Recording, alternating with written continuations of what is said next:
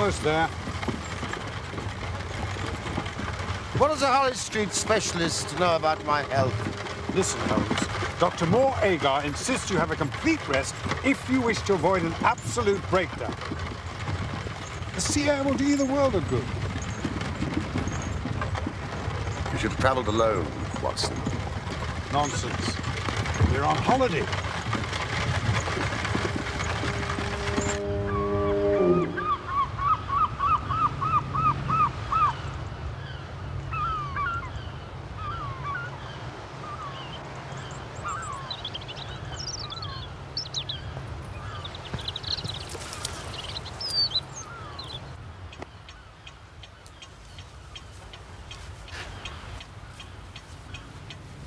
Why, it's wonderful, Holmes, wonderful. The views are spectacular. We're overlooking the most dangerous piece of coastline in the country. Your friend is a natural historian, I presume. An old acquaintance from my college days.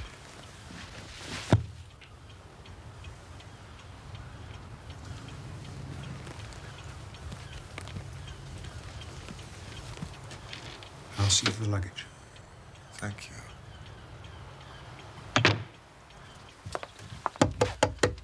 Good day to you, sir. Oh.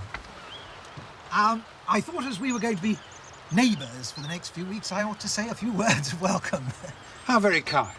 And, of course, I've long wanted to meet Mr. Sherlock Holmes. It is indeed a pleasure, sir. Thank you, but I'm Dr. John Watson. Oh.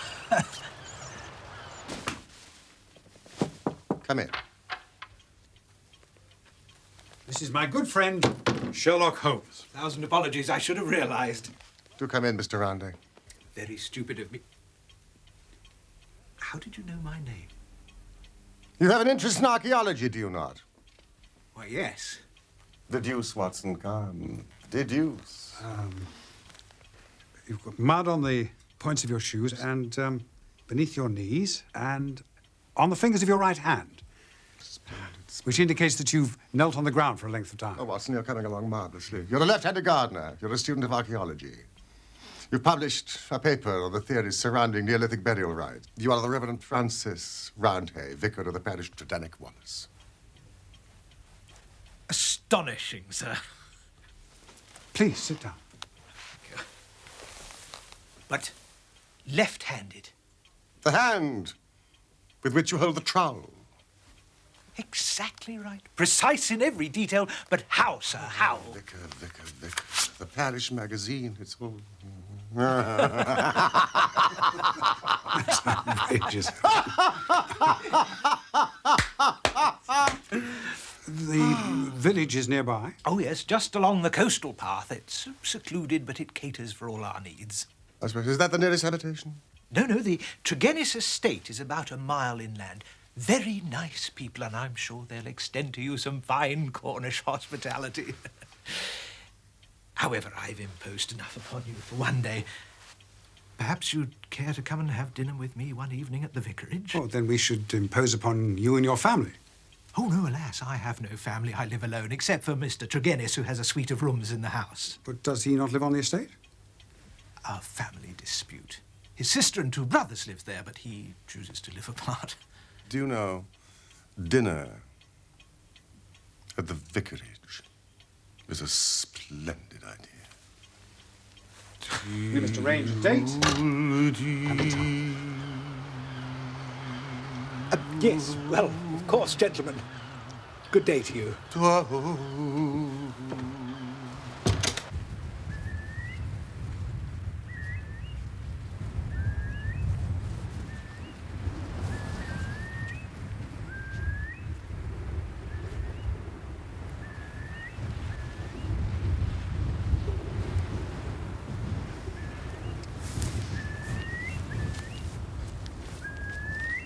Good morning.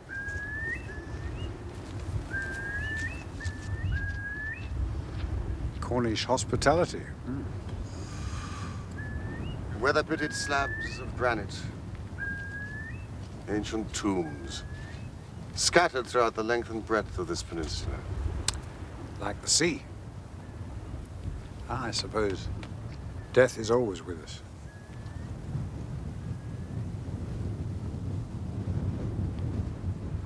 Quite so.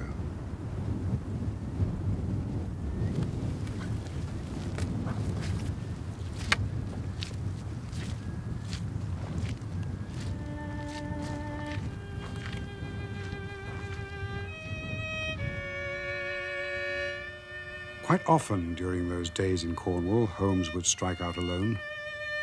The mystery and glamour of the place, with its sinister atmosphere of forgotten nations, appealed to the imagination of my friend. He spent much of his time in long walks and solitary meditation.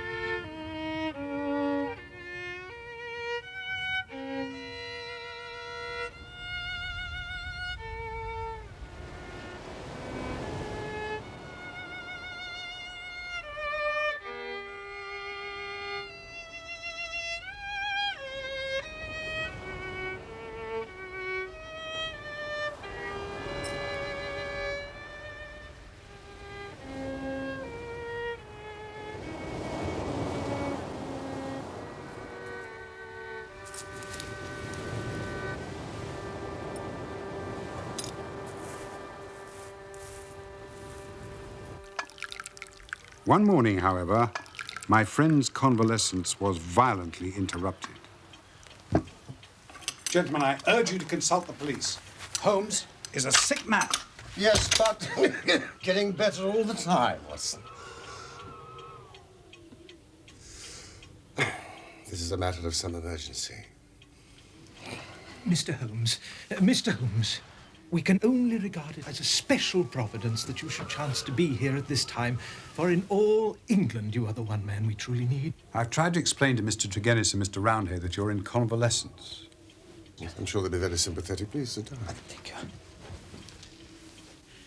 The fact is, as I've explained to Dr. Watson, the most extraordinary and tragic affair has occurred here during the night.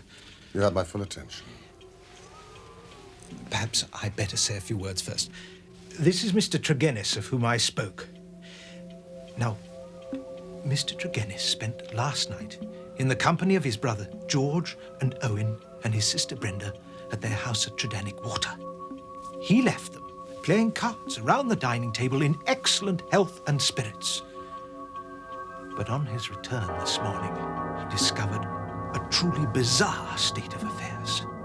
All three, both alive and dead, retained upon their faces an expression of utmost horror. Dead. A convulsion of terror.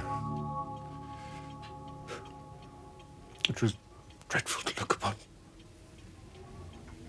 Was there any sign of anyone else in the house? Only Mrs. Porter, cook and housekeeper. She'd slept deeply and heard no sound in the night.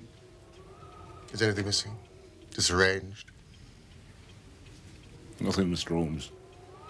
Could possibly frighten a young woman to death and two strong men out of their senses. Yes, what indeed. And I'm sure, Holmes, that the local police will have reached some conclusions. However erroneous they may be. Holmes. Think. Tell me about last night, Mr. Tregennis. Well, Mr. Holmes, I supped there, as the vicar has said. And my elder brother George proposed a game of whist afterwards. Or 10:15 when I moved to go. Who let you out? Mrs. Porter had gone to bed, so I let myself out. The window of the room in which they sat was closed, but the blind was not drawn down. There was no change in door or window this morning, nor any reason to think that any stranger had been to the house. Yet there they sat, driven clean mad with terror. I'll never get sight of that room out of my mind as long as I live. Yes, the facts are most remarkable. Mr. Tregennis, do you have any theory of your own which might account for them? It is devilish. Devilish, Mr. Holmes. It is not of this world. Well, if the matter is beyond humanity, it is certainly beyond me. I trust so, Holmes.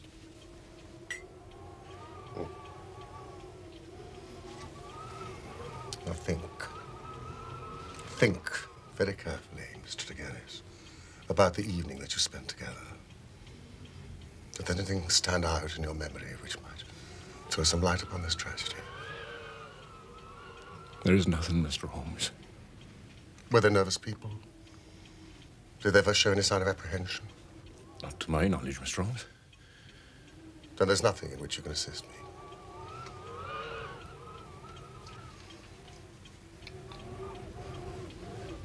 There is one thing occurs to me. As I sat at table, my back was to the window. And my brother George, he being my partner at cards, was facing it. I saw him once look hard over my shoulder. So I turned round and looked also. The blind was up, and the window shut. But I could just make out the bougies on the lawn. It seemed to me for a moment that I saw something moving among them. Couldn't even say if it were man or animal. But I just thought I saw something there. Did you not investigate? The matter passed as unimportant. Did you have any premonition of evil? None that I was aware of. How did you hear the terrible news so early this morning? I'm an early riser. Generally take a walk before breakfast. This morning I'd hardly started when Dr. Richards overtook me in his carriage. Mr. Turgenis, I've just had an urgent message from your sister's house. What's happened? I'm not quite sure, sir, but you'd better come with me.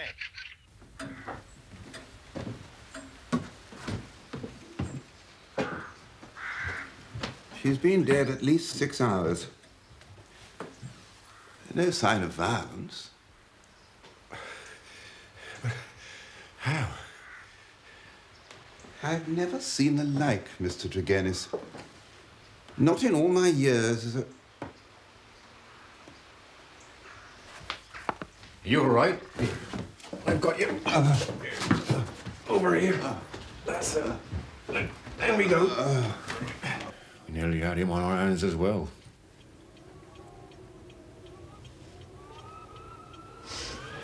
Where are you going, Holmes? Titanic water without delay. With your permission, Mr. Holmes, I'll go on ahead. Thank you, Vicar. Quickly, otherwise we'll be there before you. Holmes, I must protest. Save your protestations for later, Watson.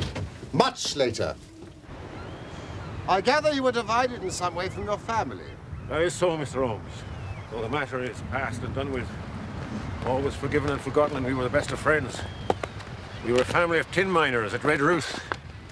Sold out our venture to a company, and so retired with enough to keep us. I won't deny there was some bad feeling over the division of the money. It stood between us for a number of years. Nevertheless,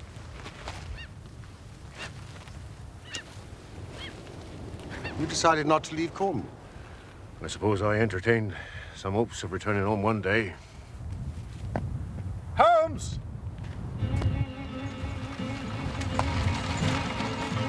Holmes, stand back!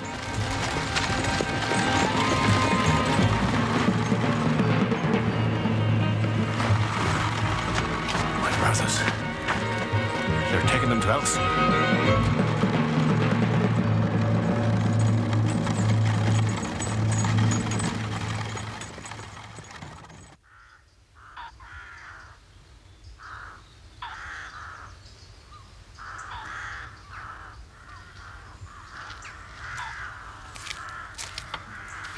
It's a lovely house, Mr. Tregennis.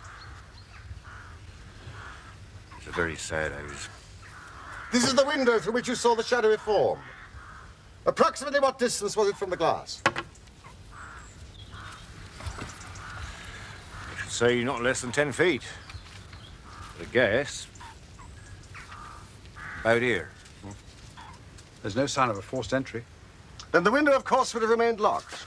My sister made sure of that. Even in Cornwall, So dreadfully sorry. It's quite all right, Mr. Holmes. An accident.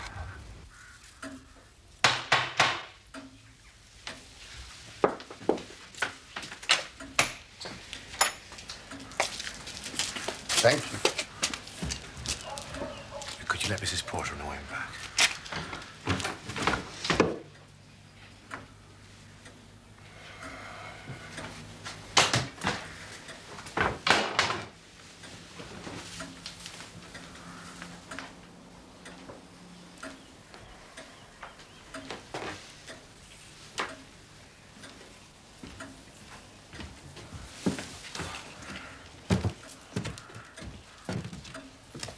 I should like to meet the housekeeper. Of course. Oh, but please, try to avoid causing further distress. Death is always distressing, Mr. Tregennis. Ah. The chairs. Well, they must have been moved after the police left the house. That one here, Mr. Holmes. One over there. This one here. And this one over here. Has anything else been moved? All is as I remember it. You must understand there was a great deal of fuss and confusion when I arrived this morning. Things may have been moved without thought given to their significance in a criminal investigation. Criminal. That is a very interesting word. So you no longer subscribe to the theory of a supernatural explanation? I don't know. Where were people sitting? I sat here, facing Georgie, my brother George. Rainer sat next to me, Owen across from her. No, that's curious. What? I mean, from this position, the figure outside of the window must have been well over 6 feet. I can only tell you what I saw, Mr. Holmes. Ah, this is my housekeeper, Mrs. Porter. I'd like you to meet these gentlemen, my dear.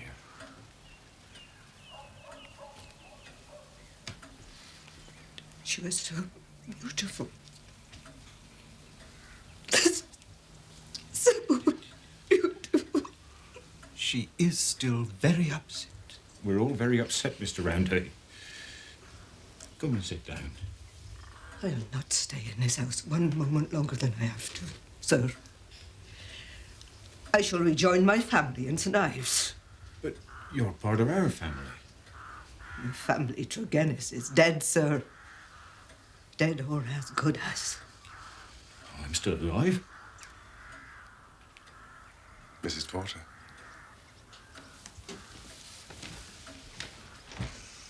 Excuse me now. Mrs. Porter.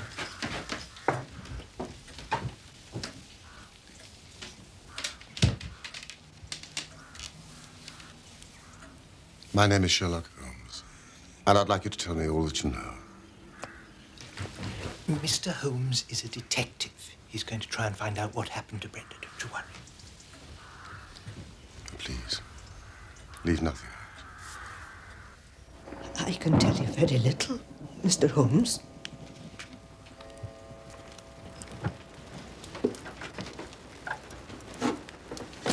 Oh, you'll be cheating. I am not cheating. Owen, will you tell your dear sister to play by the rules? She's your sister, too. Ah. You tell her. But she's on your side. It's rather late, and I do have to get back to the vicarage.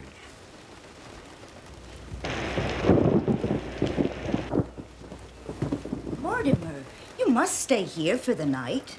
Oh, please say you will. Well, Don't force him to stay if he doesn't want to, Brenda. Oh, really?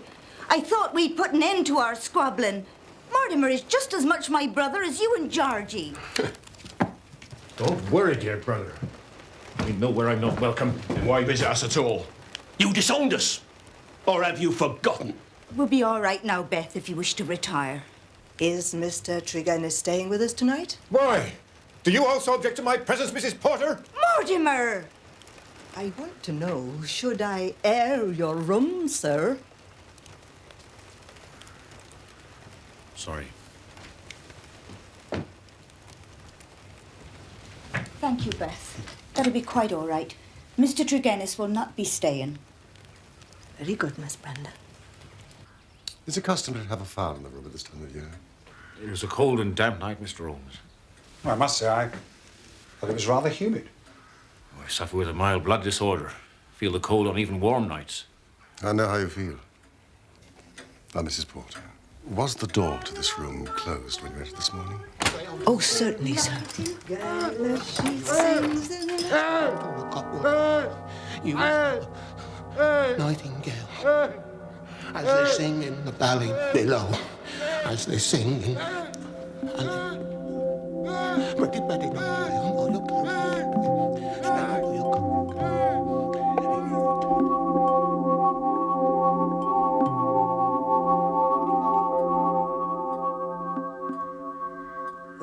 discovered, I threw wide the window to let in the morning air. Then I ran down to the lane and sent a farm lad for the doctor. And the rest, I think you know, sir.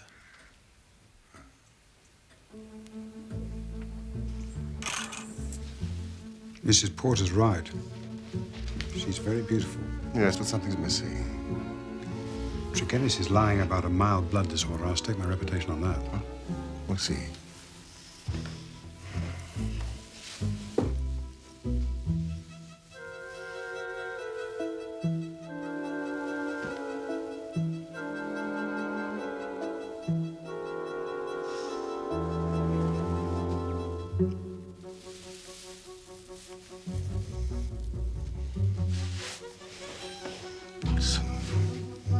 Watson. Look at this. That's very unusual.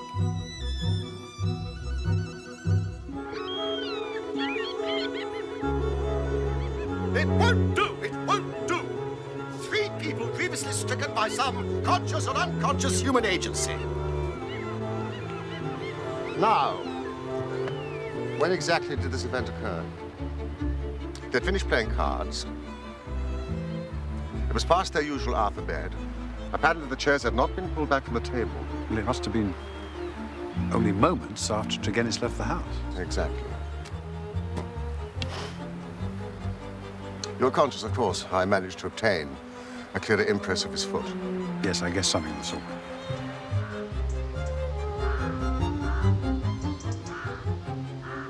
Having got a sample print, I could pick out his tracks among the others and follow his movements.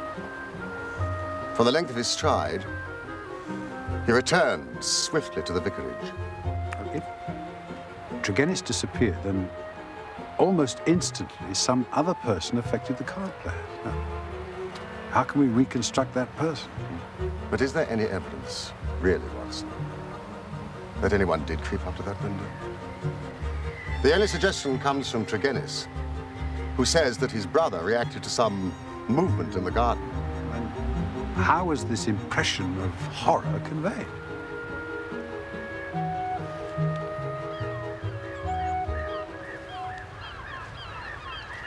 You're Mr. Sherlock Holmes, the detective. And you are Dr. Leon Sterndale, the great lion hunter and famous African explorer. Have you made any progress? Some. The county police are utterly at fault. Tell me what you know about the fate of the Tregennis family. What is your interest, Dr. Sterndale? My claim to be taken into your confidence is that during my many residences here, I have come to know this family of Tregennis very well. Indeed, upon my Cornish mother's side, I may call them cousins. So their strange fate has naturally been a great shock to me. Do you know of anything that could help us in our inquiry? Nothing at all. I may tell you that I had got as far as Plymouth upon my way to Africa when news reached me.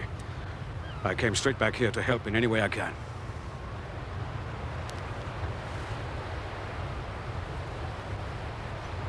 Did you lose your boat? I will take the next. That is friendship indeed. I tell you, they were relatives. Did your baggage go on with the boat? Some of it. Most of it remained in the hotel. Well, surely this event could not have found its way into the Plymouth morning papers. No, sir. I received a telegram. From whom? You are very inquisitive, Mr. Holmes. It is my business. The vicar, Mr. Roundhay, sent it, recalling me to Tredannick Wallace. I see. May I ask if your suspicions point in any particular direction? Well, I can hardly answer that. Then I'm wasting my time.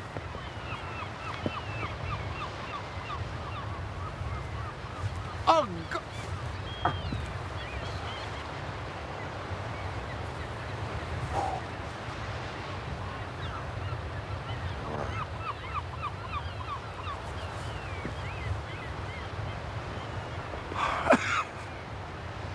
To work the brain without sufficient material is like racing an engine. It cracks itself to pieces.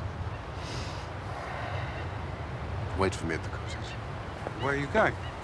Cheer up, Watson! Sea air, sunshine, patience. All will be revealed.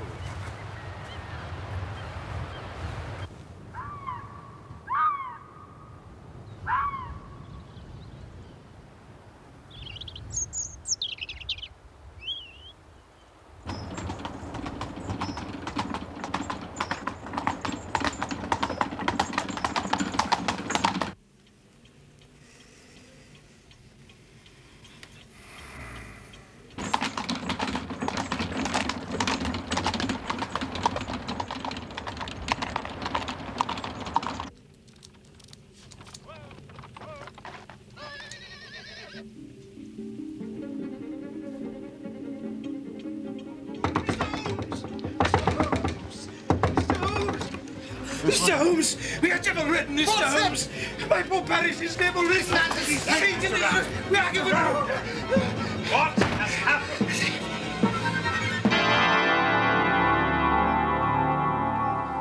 Dead about 3 hours, I'd say. Same symptoms exactly as Brenda Tregennis. Limbs convulsed, fingers contorted, as though he died from a very paroxysm of fear. That it should happen under my roof. Has his bed been slept in? Oh, yes, most definitely.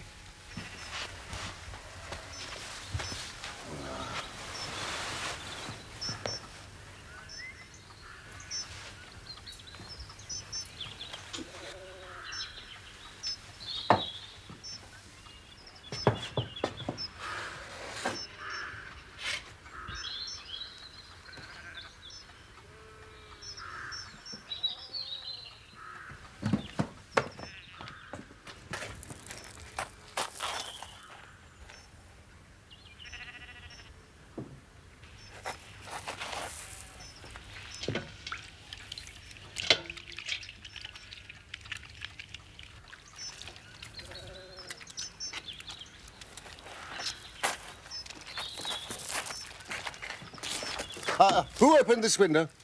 But my housekeeper, she was the first into the room this morning. Where is she now? Oh, she's taken to her bed with a severe headache, no doubt greatly affected by the shock. I am most terribly sorry to inconvenience you in this way. I know you both came to these parts to rest, but... That isn't easy with Holmes around. He likes nothing better than to sink his teeth into a problem of this sort. But 2 deaths, Dr. Watson, in the space of 2 days. This is the work of the devil. Make no mistake. Put your faith in the known and tangible, Mr. Roundhay.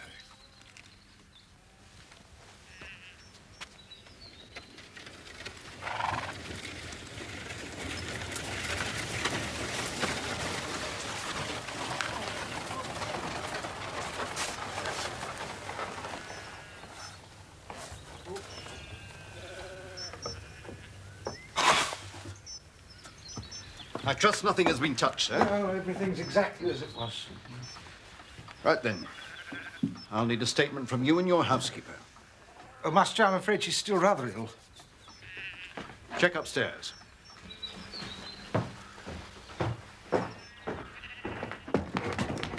Oh, who are these gentlemen? Oh, Mr. Sherlock Holmes and Dr. Watson from London. I've heard of you, Mr. Holmes. I'd appreciate it if you would lead this inquiry to the official police. As you wish. I do, sir.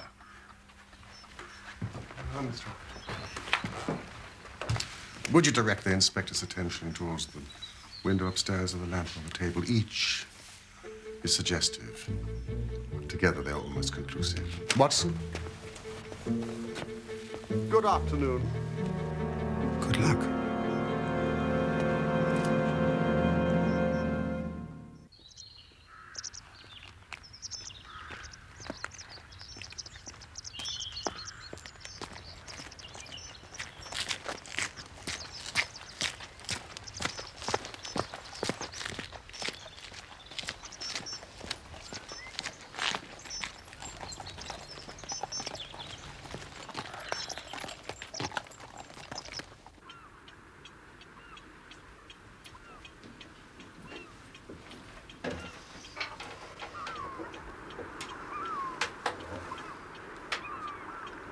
earth are you doing?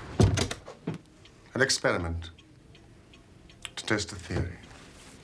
Isn't that the lamp that was in Tregennis's room? Yes and no. Oh, I see you bought an identical one.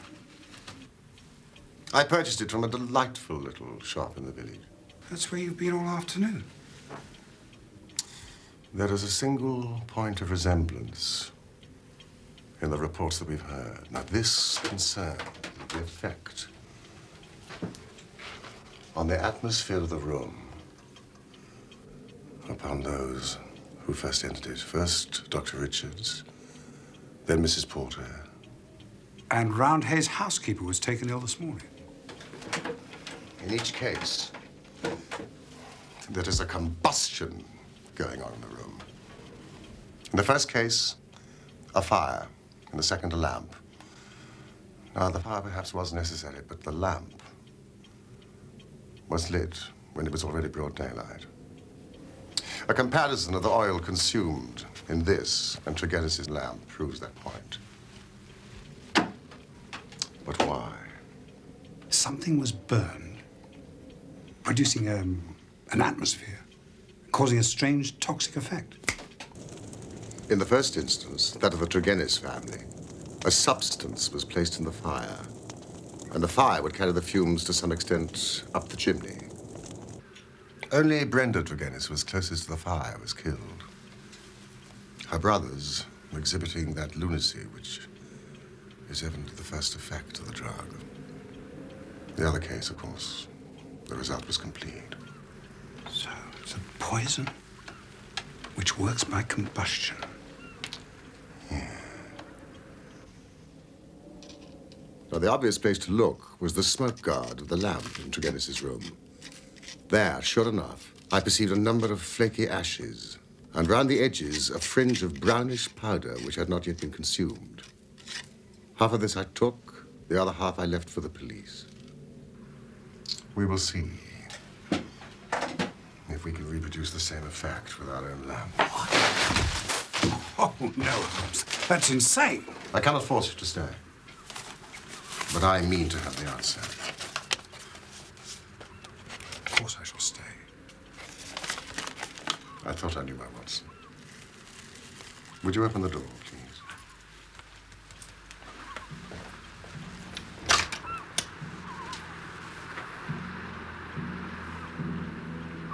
Now, would you like to just sit there?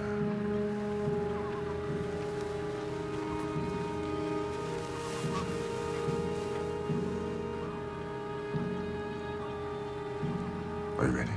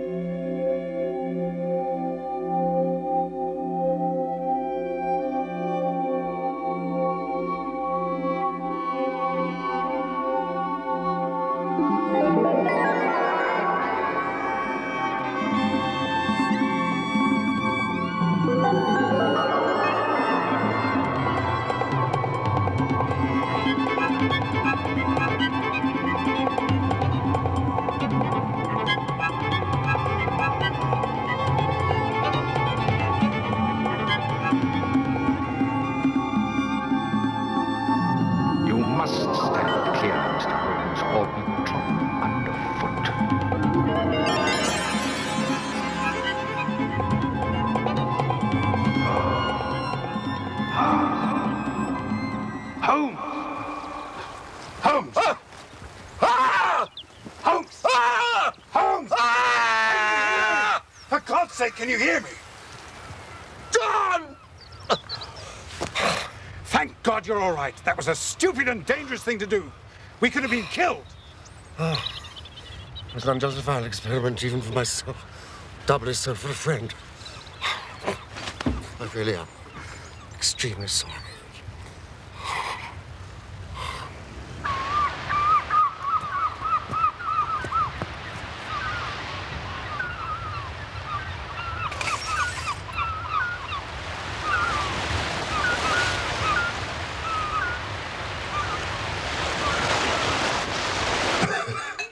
the evidence points to Tregennis being the criminal in the first tragedy and victim in the second.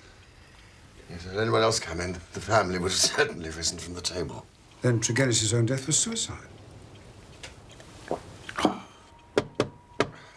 That'll be Dr. Leon Sterndale. Would you let him in, Watson? Thank you.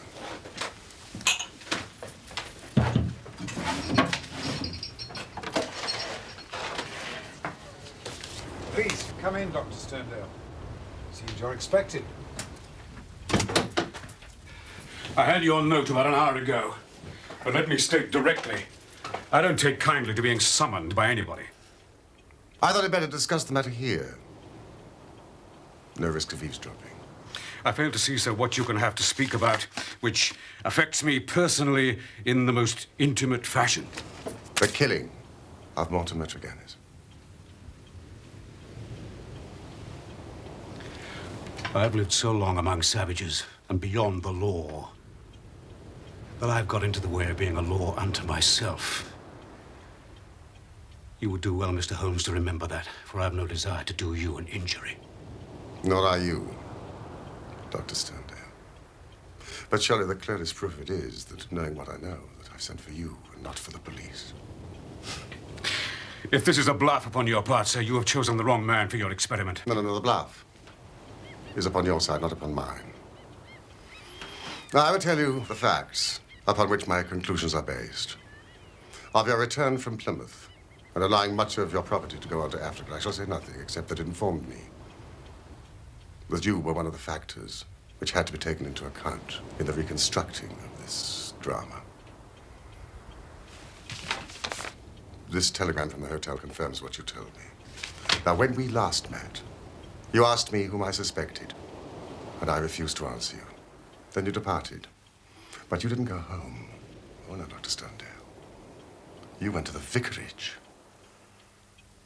And you waited there for some time. How do you know that? I followed you. I saw no one. That is what you may expect to see when I follow you. You spent a restless night. You made certain plans. And then in the early hours, you proceeded to put them into action. You returned to the vicarage. You collected some distinctive red gravel from the cliff path.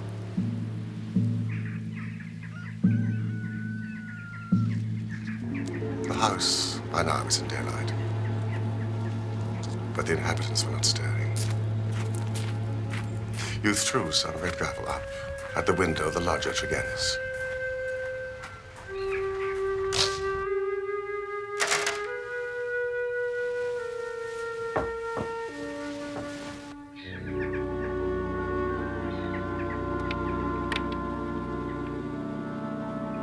Sterndale. I must speak with you urgently. This hour?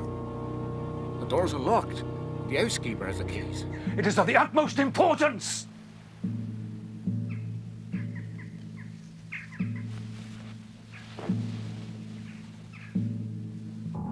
You entered through the sitting room window.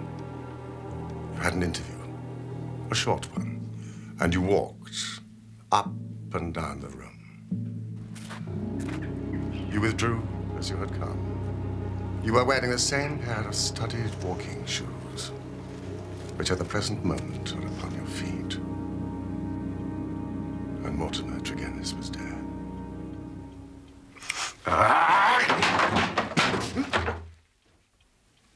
The ring you gave Brenda Tregennis. Yes. Yes. Brenda Tregennis.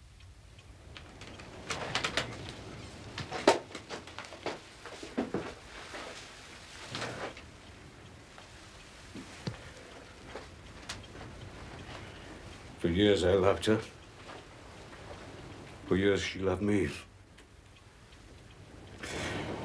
That is the secret of the Cornish seclusion which people so marveled at.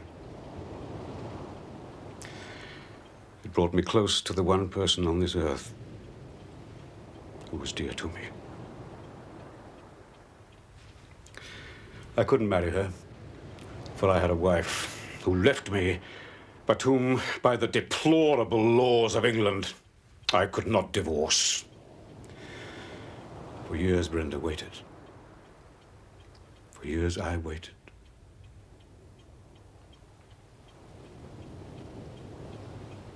And this was what we waited for.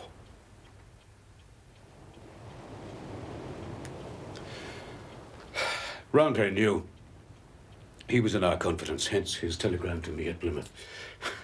What was my baggage, or Africa, to me, when I learned that such a fate had befallen my darling? There you have the missing clue to my actions, Mr. Holmes.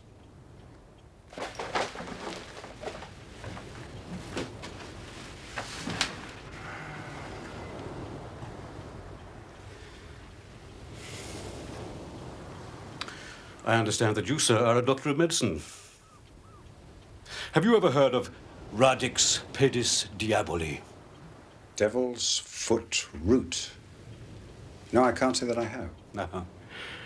Well, it is no reflection upon your professional knowledge. For I believe that save for one sample in a laboratory in Buda, there is no other specimen in Europe. It is used as an ordeal poison by the medicine men in certain districts of West Africa. And it is kept as a secret by them. You already know so much, Mr. Holmes. It is clearly to my interest that you should know all. I've already explained the relationship in which I stood to the Tregennis family. There had been a quarrel about money which estranged this man, Mortimer. A sly, subtle, scheming man. But for Brenda's sake, I was friendly with her brother. One day, a few weeks ago, he came to my cottage, and I showed him some of my African curiosities. Among other things, I exhibited the devil's foot. Poison, you say? Fascinating. You wouldn't think so if you were to try it. The smallest amount could be fatal. In this powder form, it reacts instantaneously when burned. It stimulates those brain centers which control the emotion of fear. Madness, or death, is the fate of the unfortunate native who is subjected to the ordeal by the priest of his tribe. Can he be detected? Not by European science. A few days later, my cottage was broken into. But since nothing seemed to have been taken, I gave the matter no heed until Mr. Rounday's telegram arrived at Plymouth. This villain, Mortimer, had thought that I would be at sea before news reached me, and that I should be lost for years in Africa. But of course I returned immediately. And I could not hear the details without being assured that it was my poison which had been used, and that Mortimer Tregennis himself was the murderer. My soul cried out for revenge. Oh, you murdered her. For money, you murdered your own sister. You can't prove that. No jury in the land would believe you. I'm my own jury, Mr. Tregennis. Judge, jury, and executioner.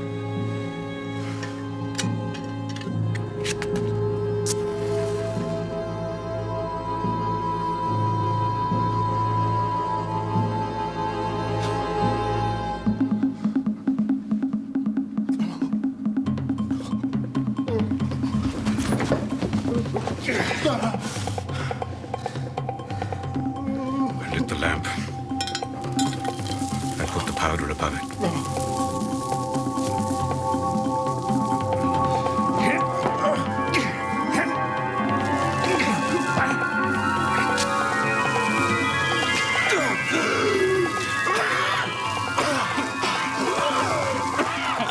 In 5 minutes, he died. My God, how he died. But my heart was flint. For he endured nothing which my innocent darling had not suffered before him.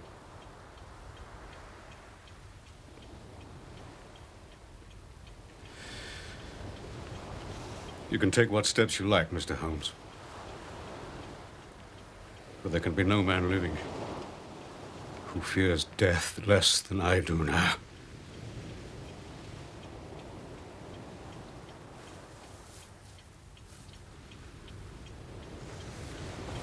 What are your plans? I was intending to bury myself in Central Africa. My work there is but half done.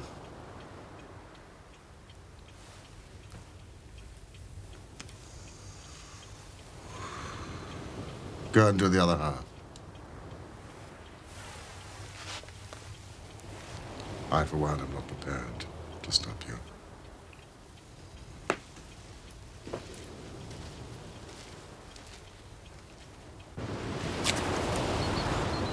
God bless you.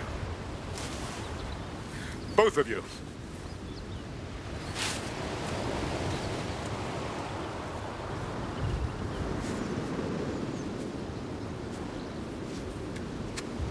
Not for the first time, Holmes. You presume to take the law into your own hands. I have never loved. But if I did, and if the woman I had loved had met with such an end, I might act, even as our lawless lion hunter has done. Wouldn't you? Yes, I suppose so. But that's not the point. The point is, why should I do the work of the official police? And as you're very fond of telling me, I'm on holiday.